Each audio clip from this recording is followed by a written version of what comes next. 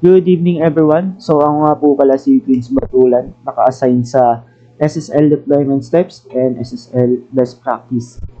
So una po natin is obtaining an SSL certificate.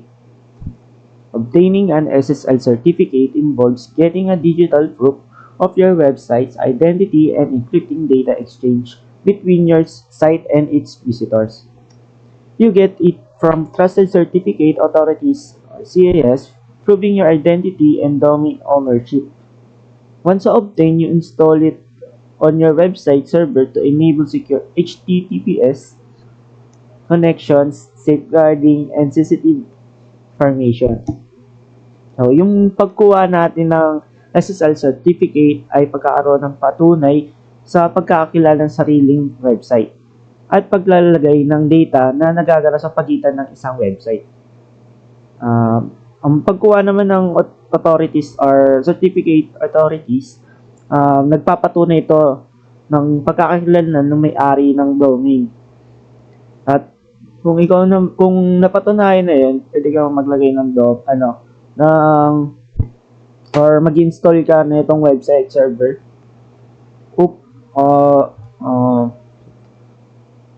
Mag-install ka ng domain or gagawa ng domain para sa web server upang mapagana ang secure HTTPS connection na nagbibigay protection sa private information. So, ang sunod naman po natin is installing SSL certificate.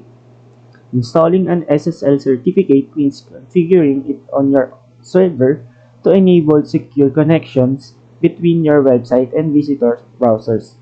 It involves obtaining the certificate, then setting it up on your server to encrypt data and ensure secure communication, typically via HTTPS. Ang pag-install naman ng SSL certificate ay nagpapakita ng pag-ayos sa iyong server upang mapagana ang secure connection sa pagitan ng website at browser ng mga gumagamit nito. Ito ay kasama sa pagkuha ng certificate pagkatapos ay patatag nito ang iyong server upang i-encrypt ang data at siguraduhin yung kaligtasan, yung communication, at saka karaniwan sa pamamagitan ng HTTPS.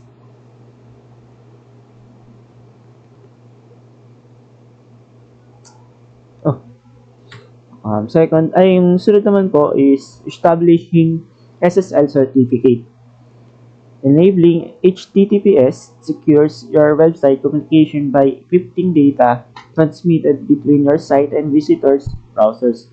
It involves configuring your server to use SSL or TLS certificates, ensuring that sensitive information remains private and protected from eavesdroppers.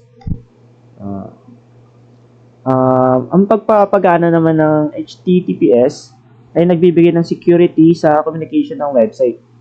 Sa pamamagitan naman pagsalin ng data na ipinadala sa pagitan ng site at ng mga browser na mga gumagamit nito ay kasama ang pag-ayos ng server upang gamitin ng mga gumagamit ng SSL or TLS na nagsisigurado na ang sensitive information ay privado pa rin or private pa rin at protektado. So, ang next naman po is regular update. Regular updates involve routinely installing the latest software patches, fix and improves provided by developers to enhance the security, stability, and functionality of your system or application. These updates help protect against vulnerabilities, bugs, and security threats, and ensuring that your technology remains optimized and resilient. So, ayun. Ang regular naman na update para to sa para sa mga bagong patch na kung ano yung nararanasan mo. Diba, minsan kasi sa PC mo, may nakaramdam ka ng mga hindi ordinary na nangyayari doon sa PC mo. Like bugs, mga ganun.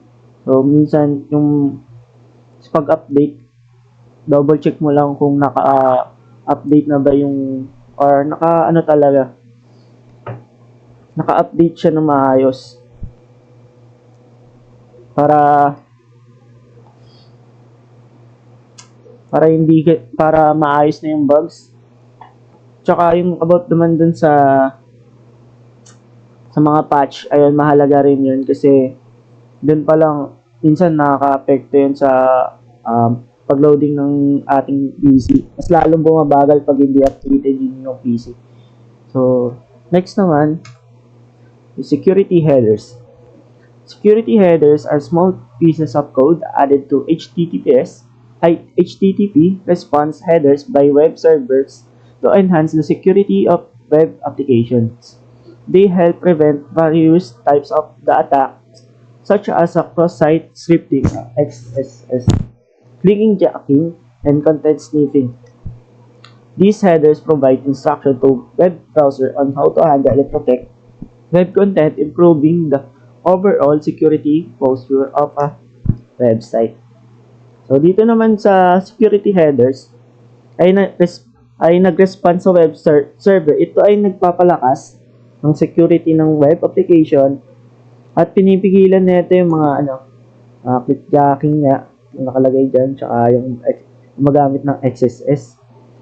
At nagbibigay din siya ng protect dun sa user. So, ang next naman po natin is configuration review. Configuration review involves assessing the settings and parameters of the system or application to ensure they align with security best practices and organizational policies. It helps identify and mitigate potential vulnerabilities, misconfigurations, or weaknesses that could be exploited by attackers. So, dito naman po sa configuration review, sila yung nagsusuri sa mga settings or ng isang system upang siguraduhin na ito ay sumusunod sa security at patakaran ng organization. At para makaiwas din sa potential na banta mula sa mga kahinaan o maling configuration. So, ayun lang po sa akin. Thank you po.